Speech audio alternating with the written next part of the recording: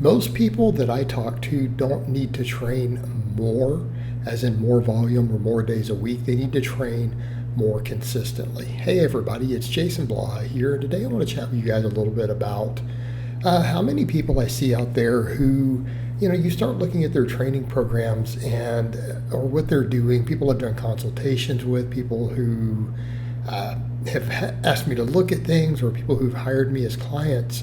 And more often than not, it's not insufficient training volume for the majority of them that's the problem.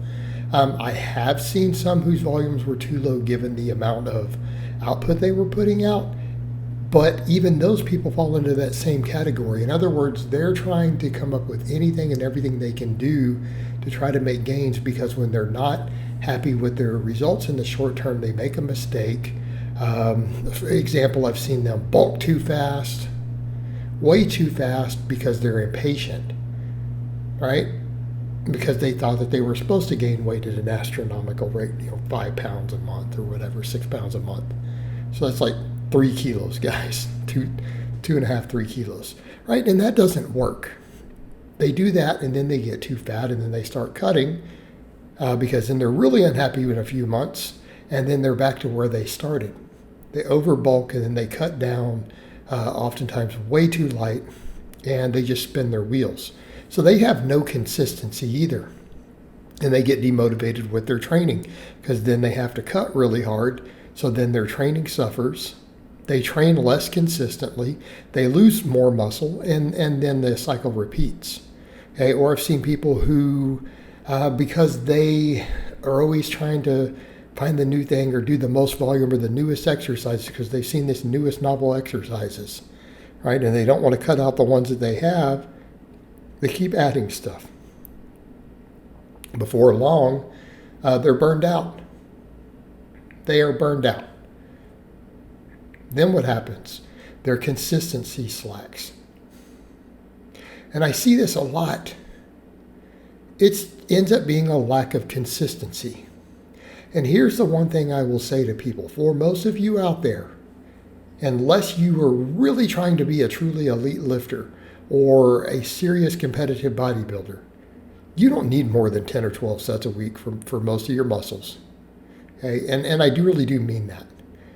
Now, can your pet muscle, the one that you really care about, maybe it's your biceps, maybe it's your calves, maybe it's your pecs, right? Maybe you have that one muscle that really needs that extra work, so you add more in. And you know what? Perfectly fine. Perfectly fine. Because we all have our weak links, or we all have our one vanity muscle, even if it's not a weak link. You guys remember client Emma? It was always her delts. She'd always like, I always want to do laterals and stuff. Like, I really want to keep my delts capped in as round as possible. The rest of her training was balanced, so we were always adding extra small delt work in for her.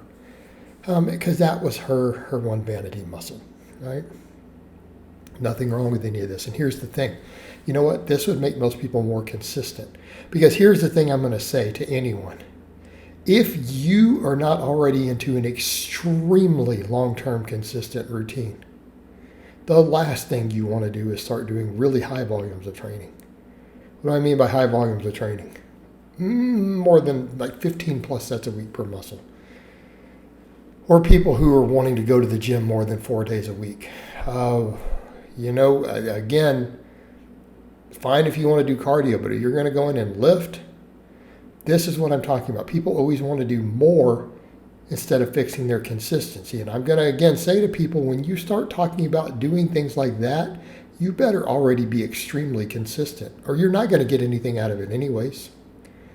So if you're wanting to train 5 days a week, 6 days a week, you're wanting to do 20 plus sets per muscle group, and you look back at your training life, and other than when you were completely sick or serious emergencies came up, did you miss more than one workout per week in a given month for the last 2 to 3 years? Now, when I give a number, like people are like, what? But that's normal. That is how normal people train who want results year round. I train like that. Most of my clients train like that. That is what you want for consistency. Are you 95% consistent? So let's say you're on a program that has you training 4 days a week or 3 days a week. At any point in the last 2 years, have you missed more than one workout in a month out of those scheduled workouts? The answer is yes, then you're not consistent. So if you're not that level of consistent, why are you trying to add more? You're not even doing what you're supposed to be doing. What makes you think you're going to benefit from increasing volumes beyond that? Probably not. You're going to end up burning out, have higher injuries, you're going to be sore more, you're going to end up backpedaling. Okay? That is not the solution. It is never the solution for people in that. That is for people who are hardcore lifers. Again, come back over to, I'm getting ready to step, I want to go compete in bodybuilding. Right? I did really well at my regional powerlifting meet, and I'm about to go to nationals. That's when people start looking at, should I be doing this sort of work? Okay? When I give out those other goals, you shouldn't have to do that. When I tell guys, oh yeah, I think being able to do 10 pull-ups, bench 300 or bench 315, squat 405, deadlift 500, right? I'm not talking about the other stuff. That sort of goal is doable on 10 or 12 sets a week. You train 3 or 4 days a week. Never, ever, ever walk into a gym a 5th day ever in 1 week for your whole life. You can come in and do 10 or 12 sets of muscle and hit those goals.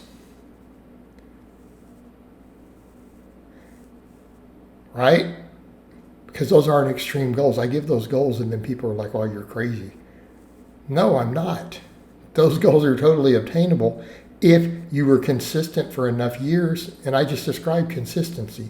Consistency is doing 10 sets a week. Consistency is not missing workouts. Okay? Life situations do not dictate missing workouts. Illness dictates it. Major accidents. Okay? Having stress at work does not dictate missing workouts. Working overtime doesn't dictate missing workouts. Finals for school does not dictate missing workouts. You were not consistent at that point if that's happening. You can scale them back, right? You can scale them back, man. You got to study for finals or you're working on your thesis. Okay, you might have to cut down and do some 15 or 20-minute workouts, but you shouldn't be missing workouts. You've had to add 20 hours of overtime to your work every week. Doesn't mean you miss workouts. That's what I mean by consistency. That's what people need. Barring illness or real emergencies, you don't miss workouts. People need to focus on that. With the minimum volumes they need to make progress, not can I do more. All right, guys, well, that's really all I have to say on that today. I hope it's been informative, and I'll talk to you guys next time.